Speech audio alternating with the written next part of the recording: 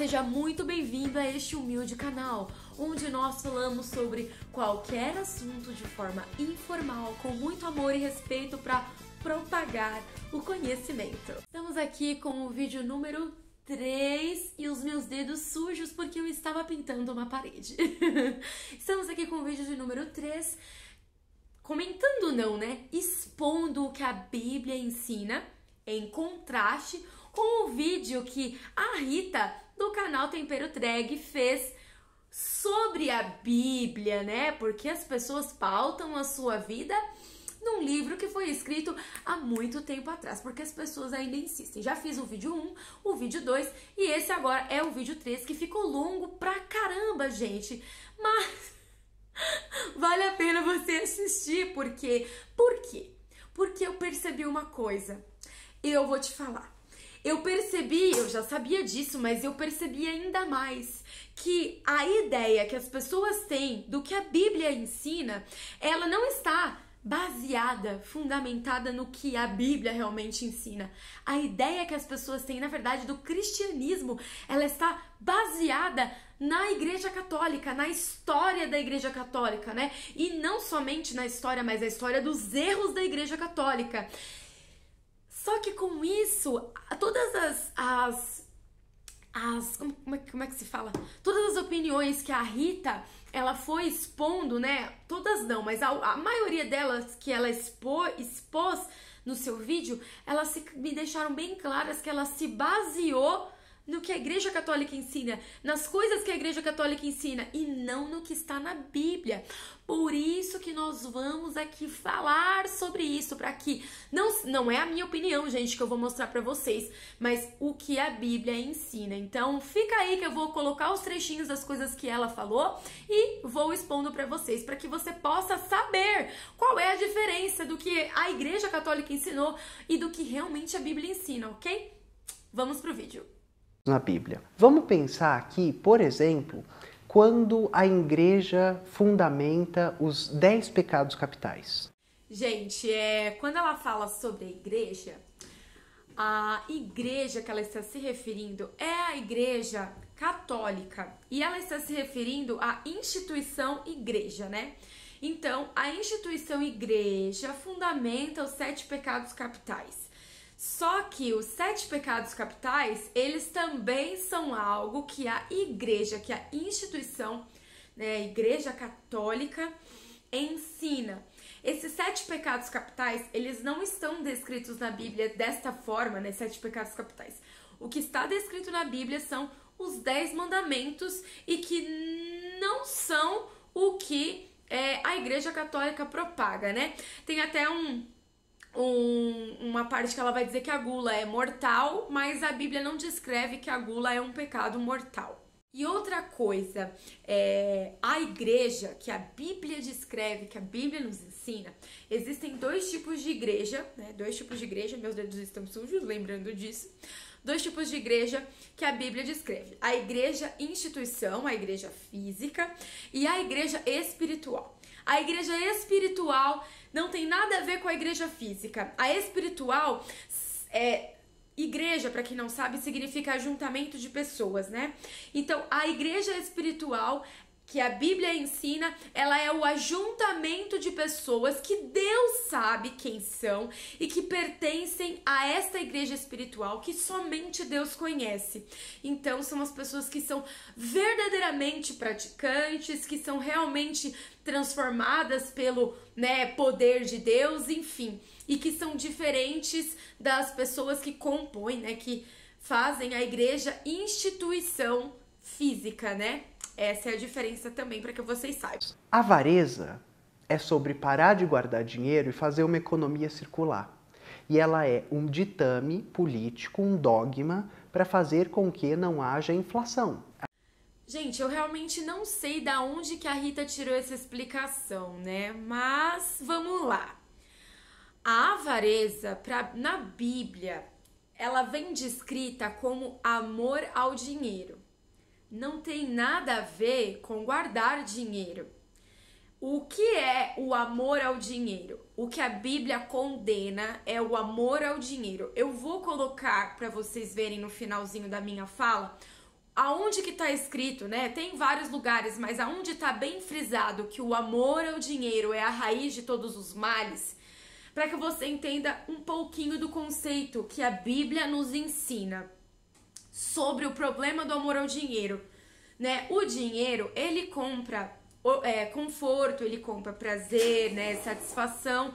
Então, quando você ama o dinheiro, né? E você, tipo, começa a fazer atrocidades por conta de querer ter cada vez mais dinheiro, é aí que tá o perigo. O que a Bíblia nos ensina é tomar cuidado, e se percebermos que a gente tá muito, né, frenético, viciado em querer dinheiro, muito mais dinheiro, e a gente começa a quebrar princípios da própria, né, da própria Bíblia, que a própria Bíblia ensina nós cristãos a termos, isso é o amor ao dinheiro, né? Que você faz mal às pessoas, você é desonesto, você é picareta, você é trambiqueiro, você cobra uma coisa que a Bíblia condena demais, você cobrar juros abusivos, a Bíblia condena isso ferrenhamente, muito. Não cobre a mais, a balança seja honesta. Isso tá escrito na Bíblia em vários lugares, né? Então você cobra mais, você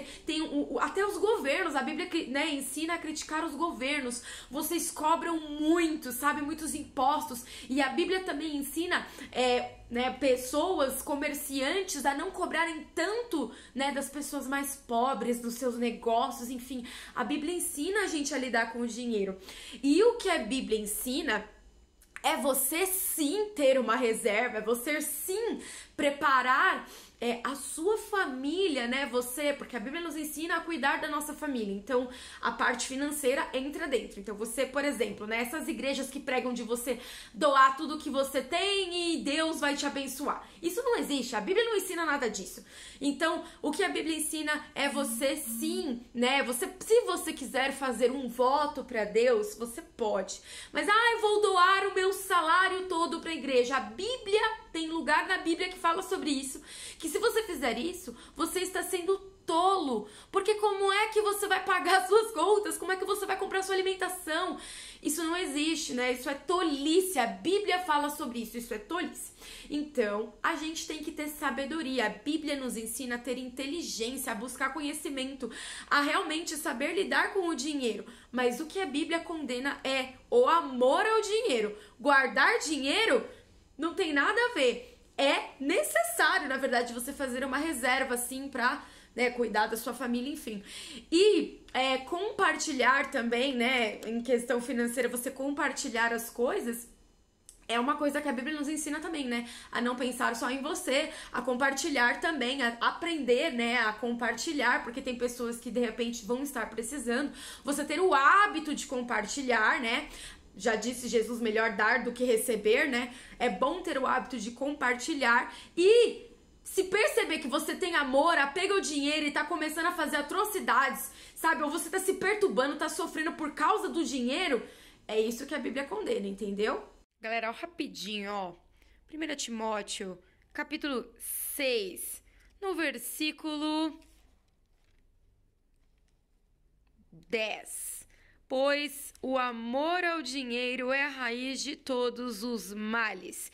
Enfim, se você quiser ler mais, leia um pouco mais, mas a Bíblia ela fala sobre a questão do amor ao dinheiro, que traz problemas, né, nocivos, ó, no versículo 9. Os que querem ficar ricos caem em tentação, em armadilhas e em muitos desejos descontrolados e nocivos, que levam os homens a mergulharem na ruína e na destruição, porque o amor ao dinheiro é a raiz de todos os males. Ou seja, a Bíblia condena a busca desenfreada por dinheiro, porque você precisa controlar seus desejos, entendeu? A Bíblia fala muito sobre controle de desejos e isso é muito importante. A gula é um pecado mortal, porque se você comer muito, as outras pessoas passarão fome. Porque não existe geladeira, não existe agrotóxico, não existe meio de conservação de alimento. E por isso você tem que partilhar. Como eu disse anteriormente, a Rita ela menciona que a gula é um pecado mortal. Mas ela tá tirando essa explicação, essa opinião, né? Enfim, essa explicação que ela tá dando dos princípios que a Igreja Católica, a instituição, ensinou, acho que na Idade Média, né? Mas mesmo assim, eu vou dar o parecer do que a Bíblia diz em relação à gula, né? O princípio do que a Bíblia diz sobre o pecado da gula. Mas, mesmo assim, o pecado da gula, ele é profundo também, é uma explicação profunda. E, enfim, quando a gente entende as coisas com profundidade, que a gente fica tipo, uau, nossa, caramba, realmente, querendo ou não, faz um sentidinho isso daí, né?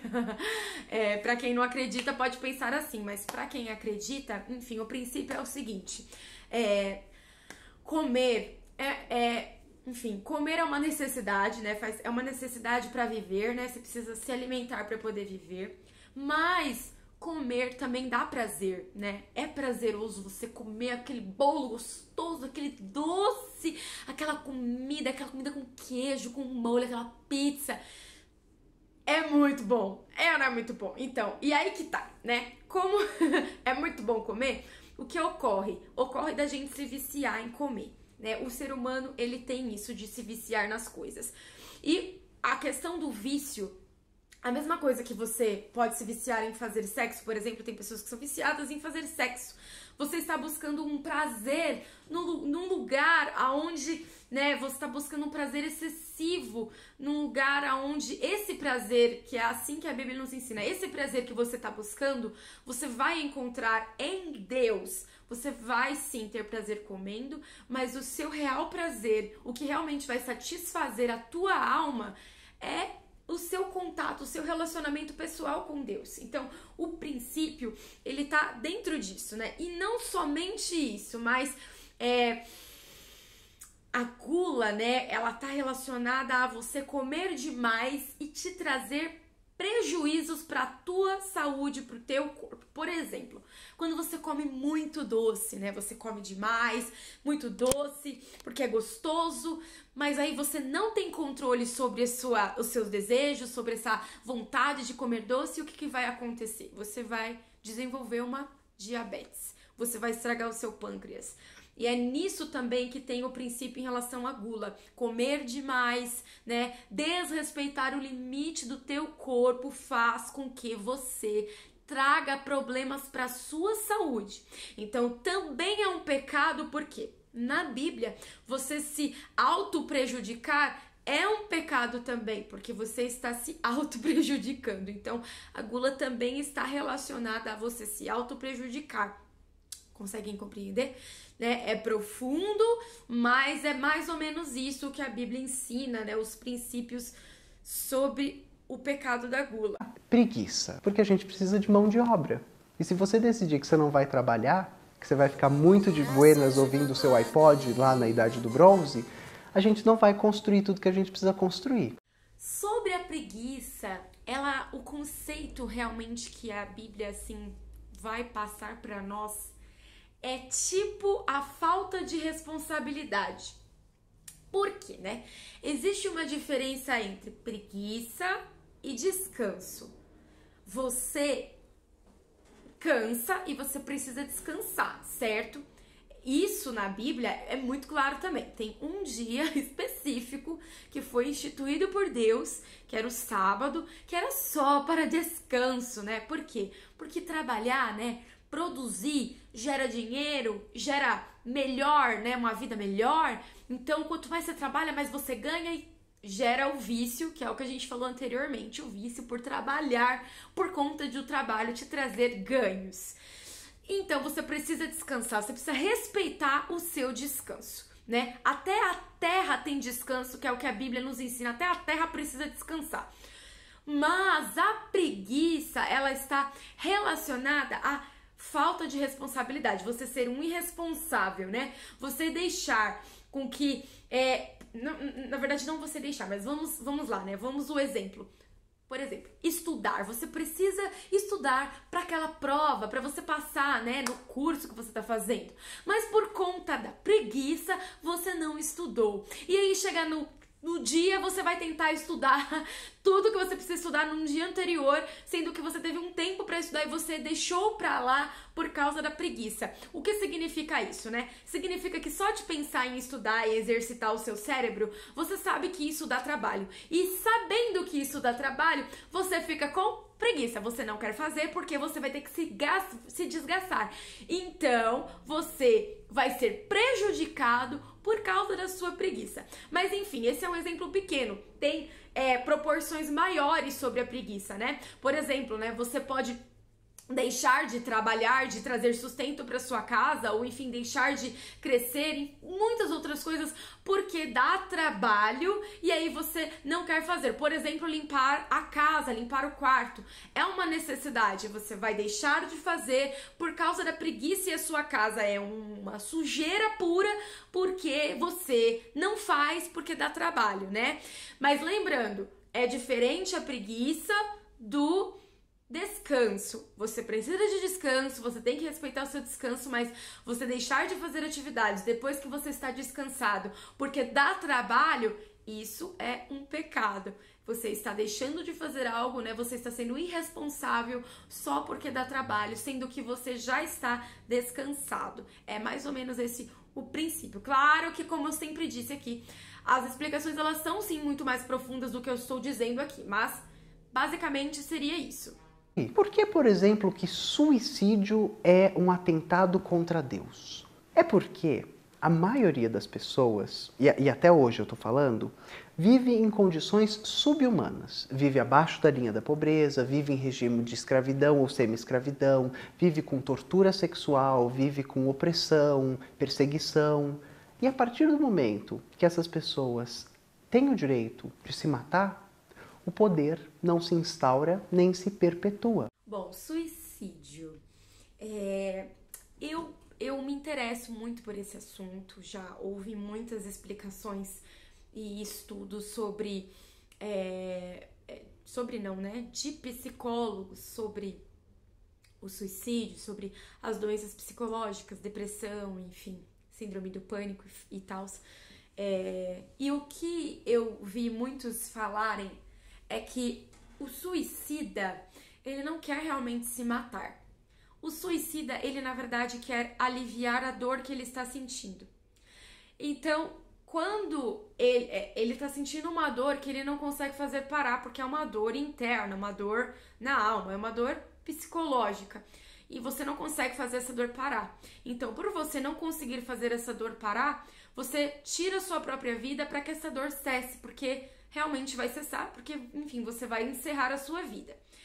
Ok, olhando para esse panorama, o que a Bíblia nos ensina em relação aos suicidas, né? Porque, enfim, você não precisa ter se matado para ser um suicida, mas o fato de você já pensar em atentar contra a própria vida, isso já te torna um suicida, né? Porque você entende que para que você alivie sua dor, você precisa tirar a sua própria vida. O que a Bíblia ensina? A Bíblia ensina que nós, seres humanos, precisamos procurar o alívio das nossas dores, né? Que geralmente o alívio dessas dores são as dores espirituais, as dores da alma, né? As dores psicológicas. A gente precisa procurar o alívio dessas dores no Criador, porque se nós que acreditamos em Deus, né? Acreditamos que Ele é o Criador, né? Que não existe nenhum outro ser na categoria que Deus está, né? Ele é um ser único. E Ele é o nosso Criador, Ele nos conhece. A gente acredita que Ele tem poder para tratar essas dores, essa dor e curar essa dor, porque Ele não vai simplesmente tirar, Ele vai te ensinar a tratar essa dor, porque é assim que Deus faz, Ele vai te ensinar a lidar com essa dor que você está sentindo.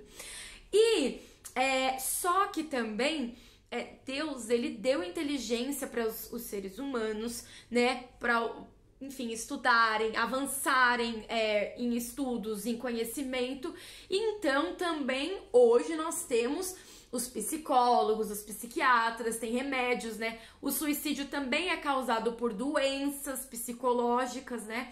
Então, você pode procurar e deve procurar, na verdade, né? Hoje, no século XXI, você tem acesso, se você, enfim, consegue pagar, porque tem pessoas que às vezes não têm dinheiro, né? Consegue pagar um psicólogo, enfim. Você deve procurar sim ajuda médica, mas o cristão, ele deve procurar ajuda em Deus, porque Ele é o Criador, então Ele vai te ajudar a tratar isso. Mas junto com uma ajuda médica, também vai ser perfeito no caso, né? Vai ser muito bom. E em relação a como ela falou, né? Por que o suicídio é um atentado contra Deus? Deus é assim que nós cremos e é assim que a Bíblia nos ensina. Ele é o autor da vida. É Ele quem dá a vida.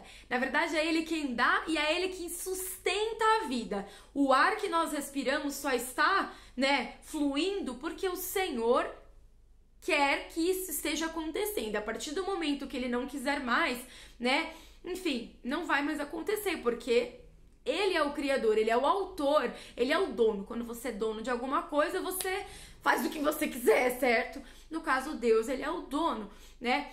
Ele respeita as suas leis, mas Ele é o dono. Ok, então se Ele é o dono, Ele é o único que tem o direito de tirar a sua vida, né? Você não tem direito de fazer isso, porque não foi você que deu a si próprio a sua vida, não tá sobre o seu controle isso. Não foi você que decidiu ali no meio dos espermatozoides e disse, eu vou viver, sou eu que vou. Não foi, essa decisão não foi sua. Então, se essa decisão não foi sua, então a decisão de encerrar a sua vida também não pode ser sua, porque você não é o autor da sua própria vida, né? Enfim, esse é o conceito, né? Mas a dor que as pessoas sentem, sim, ela é genuína e ela é tão terrível que as pessoas chegam a tirar a sua própria vida para matar a dor. Mas o que a Bíblia nos ensina é levar a Deus, né, o nosso sofrimento, expor para Deus, confiar que Ele vai nos ajudar a tratar, né, e ter, sim, o auxílio médico pra gente saber lidar com essa dor psicológica que a gente tá sentindo. É assim que a Bíblia nos ensina. Gente, hoje eu vou ficando por aqui, né? Mas amanhã vai ter mais vídeo no canal sobre, né, o vídeo da Rita sobre a Bíblia. Mas a conclusão que eu fiz no início desse vídeo, ela é a conclusão que eu cheguei e é exatamente isso, sabe? Ela, enfim, as explicações que ela deu foi realmente com base no que a Igreja Católica fez, no que a Igreja Católica ensinou, e não realmente com o que a Bíblia expõe, com o que a Bíblia ensina. Por isso que é muito importante nós conhecermos o que a Bíblia diz, porque não é o que as instituições pregam, não é o que os líderes religiosos pregam, entenderam? Então, por isso que eu estou fazendo esses vídeos. Se você gosta, se você acredita que o conhecimento ele tem que chegar até as pessoas, né, para que elas não sejam intolerantes, compartilha esse vídeo, deixa o seu like, se inscreve no canal, porque vai ter vídeo assim sempre, ok? Um beijo e até o próximo vídeo.